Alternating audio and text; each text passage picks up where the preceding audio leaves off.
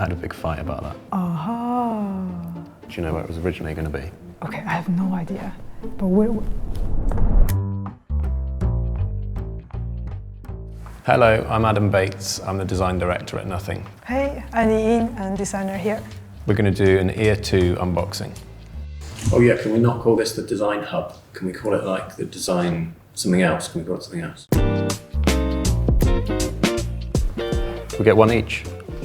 Well, it's a smaller box than Ear 1. I make it small.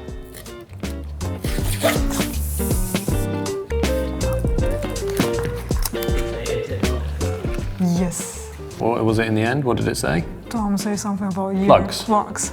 It was probably good. on me. I'm sorry. Oh, was you? Yes. We have a running joke at the office that we call them earplugs. It fucking says earplug on here. You notice it's quite a lot smaller than Ear 1. Yeah. It's shiny. And we've still got our finger fidget spinner.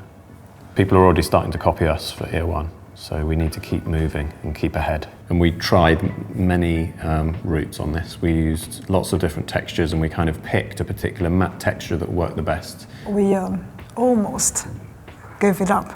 Yeah. Because it's if you know about the industries or like all those injection molds, if you have any of the knowledge, you know it's impossible.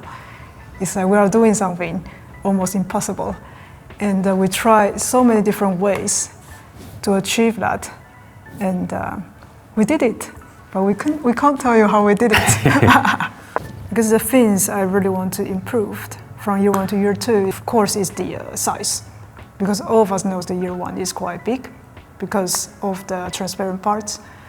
So this time, instead of like this sandwich, we put the transparent parts and the main part and the transparent part. This time we put it on the side. Like, so we still keep the spirit, and then we have all the nice transparent air part on the side, but we managed to squeeze everything down.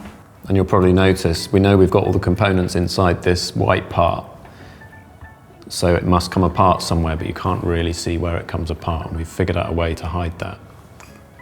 There's always the balance between the vision of what you want the product to be and what's possible, and how you find that line between those two things is really what design is, and it's what defines who you are as a company, really, because it defines what you do with your products. We need to find a balance between the battery life and then the drivers against ergonomics. It's always like we're trying to find a balance there, because of course we can put in super big drivers and like, I don't know, 30 hours battery there, but then no one can wear it. So finding that line, like to have the biggest performance, like the best performance and like the best ergonomic, we also try to find that line. Like, it's almost like you have a cloud on the sky and you try to take it, it looks super, super nice, and I want to give it to you here as soft and nice as possible, but it's impossible. It's like, it gets weight, it disappeared.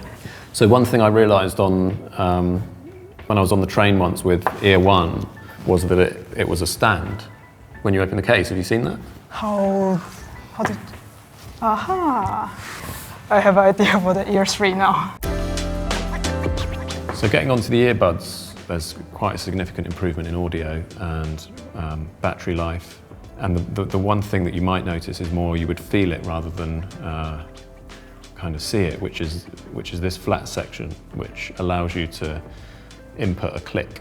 So that click allows you to like pause, play, there's double click, there's different gestures, there's long click. We also improved the microphone performance, but in order to do that, we have to bring the microphone, everything to the top instead of a hole. So I guess we struggled there for a very long time as well. How can we bring that surface to the top, but still like everything looks very, very simple inside.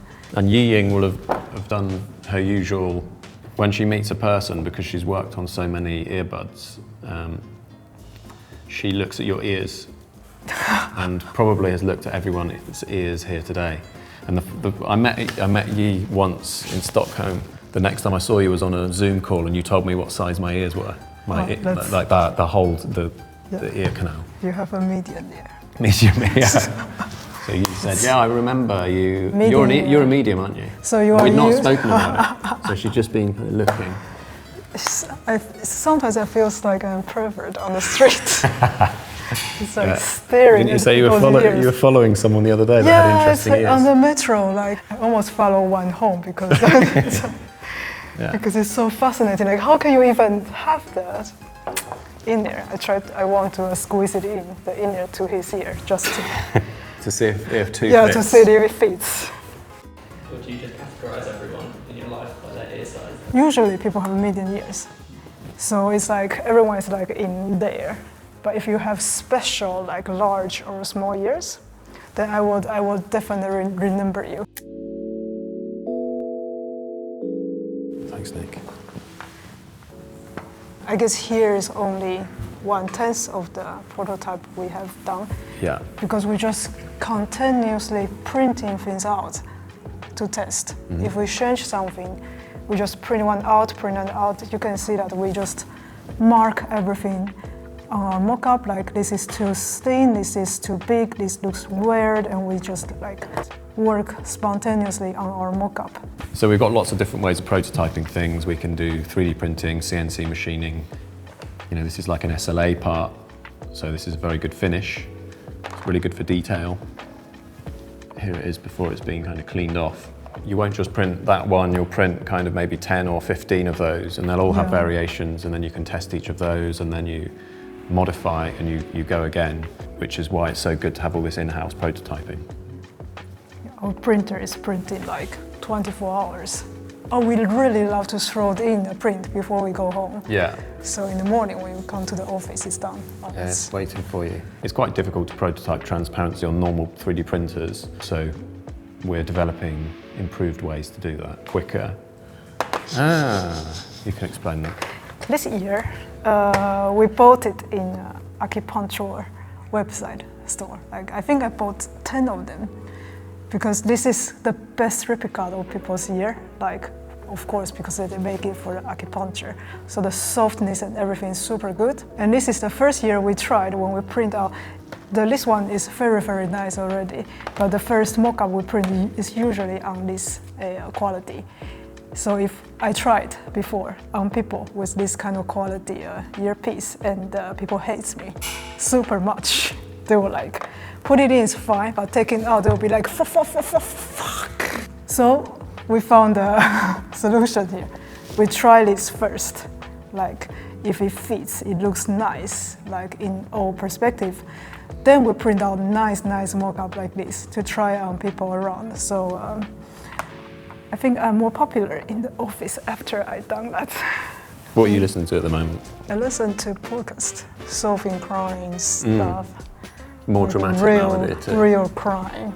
Yeah. Oh, real crime. Exactly. Oh, I find that a bit. Yeah, it's like this. Stressing. That is a Wednesday on 2019. A body was found in the river somewhere. Oh, Like, what gosh, happened? yeah. Those kind of shit. Okay. But real? Yeah. It's actual people? Yeah. Right. It's pretty dark. I'm sorry. Now you know more about me. Hope you found that interesting. I looked at the thing. There's so many things to look at. Do you want to do it? I think. You found I'm smashing it. Yeah. All right, that's it. Hope you found that. No, I didn't again. Why is that so interesting? That monitor thing on the side. I need to have a look at that afterwards. I hope it was interesting. And then I looked at you.